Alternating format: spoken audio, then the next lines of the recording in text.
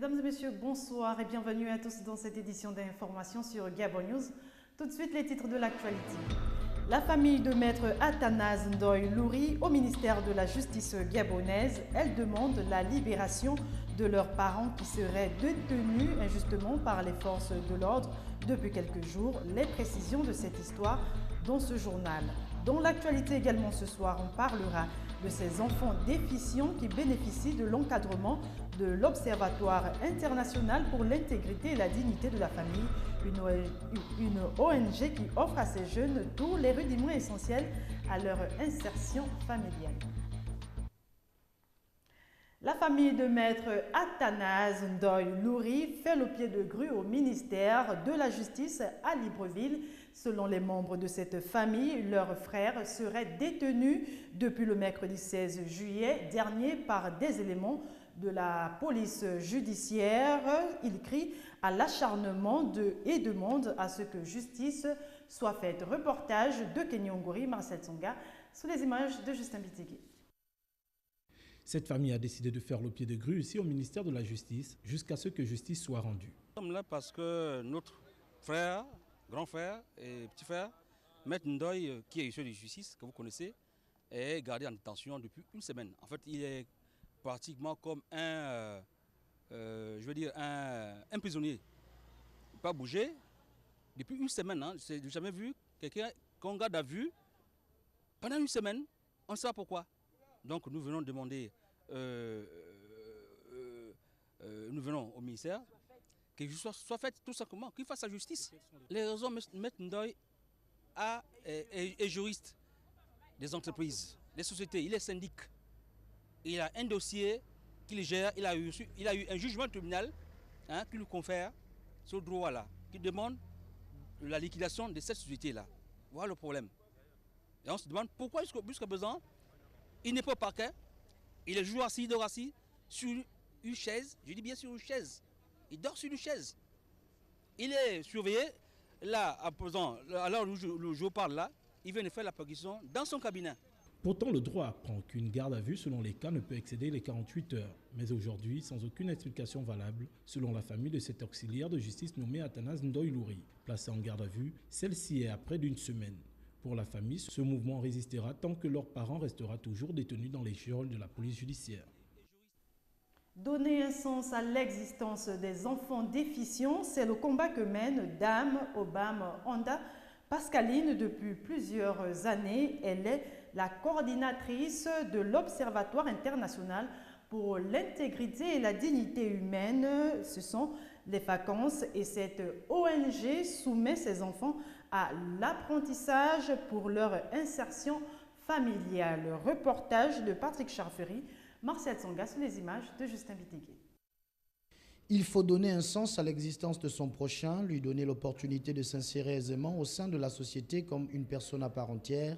Ici, c'est un cadre qui est réservé aux enfants déficients afin de favoriser leur socialisation. L'apprentissage de l'art ménager et la création artistique font partie de leurs différents ateliers et bien d'autres activités ludiques. Nous sommes à la troisième session, à la troisième séance, on va dire, du programme d'insertion Vacances pour tous, donc du camp de vacances, Vacances pour tous. C'est un programme d'insertion dont nous sommes aujourd'hui le 23 juillet 2014 à l'ENEDA. Donc nous poursuivons le programme commencé le 3 juillet en session préparatoire et le 10 juillet, le lancement des activités avec les enfants.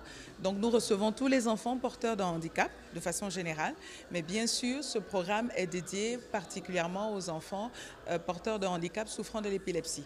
Estimant que tous les enfants sont créés à l'image de Dieu, Dame Obam Honda Pascaline veut donner une chance à ses enfants, à ces créatures divines.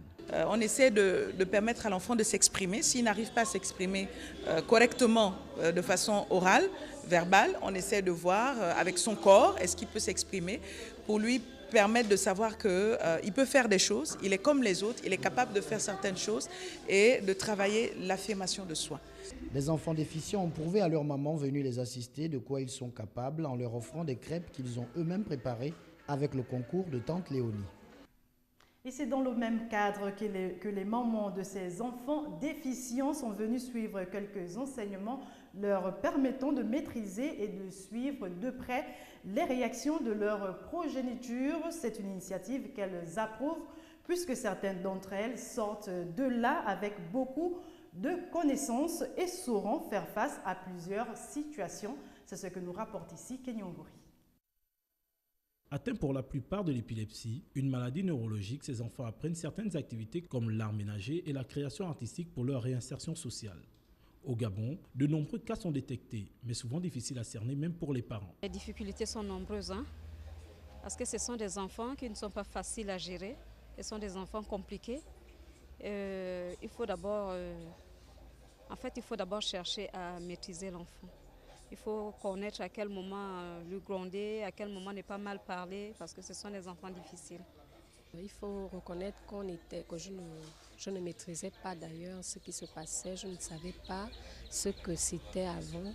Maintenant, avec cette association et des vidéos que nous suivons tout le temps, des séminaires, on est mieux outillés maintenant pour lutter contre cette maladie. Cette maladie qui se caractérise par des crises peut également jouer sur la scolarité chez certains enfants, les mettant en retard. Ils sont multiples. Le plus souvent, lorsqu'elle fait des crises, ça la perturbe d'abord à l'école, sur le plan scolaire. Elle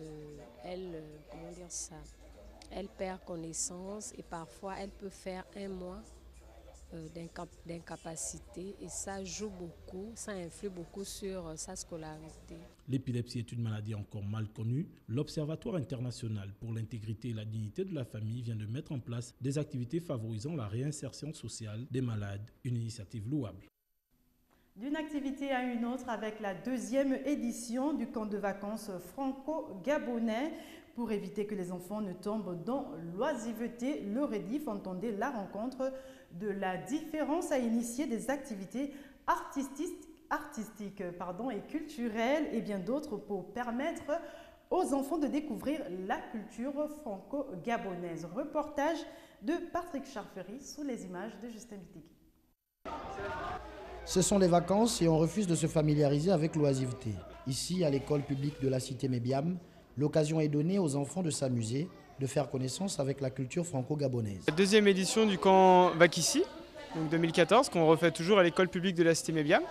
Donc cette année au programme, on a des nouveaux ateliers qu'on n'avait pas l'année dernière. Donc on va faire de la cuisine, de la photo, du théâtre, de la danse, de la musique, de l'éloquence, du sport et des jeux. C'est le programme à peu près global. Donc ça va durer 3 semaines. Donc ça a commencé lundi. Ça va durer jusqu'au 8 août et on va essayer de clôturer ça par un spectacle le 10 août. Aussi, faut-il rappeler que la rencontre de la différence vise plusieurs objectifs, lesquels objectifs sont déclinés ici par le cofondateur du REDIF. Déjà, c'est permettre aux enfants de pouvoir avoir des loisirs pendant les vacances, parce qu'il y en a assez peu au Gabon, où c'est pour les enfants assez riches. Donc nous, on essaie de faire un prix abordable, donc c'est 3 000 francs pour les 3 semaines. C'est permettre aux enfants d'éveiller leur curiosité, de découvrir des nouvelles choses autour de la culture française et de la culture traditionnelle gabonaise. C'est pourquoi on fait appel à des professionnels pour les animations et à nous-mêmes. Et le but, c'est d'offrir un peu une structure aussi pour permettre à certains artistes de s'exprimer. Ces enfants auront beaucoup appris de la culture et ce qui l'entoure. Aussi auront-ils sans doute de quoi raconter à leurs amis dès la rentrée scolaire prochaine. Voilà, c'est la fin de ce journal. Merci pour votre attention. Restez en compagnie de l'actualité sur www.gabonnews.com. À demain, 20h.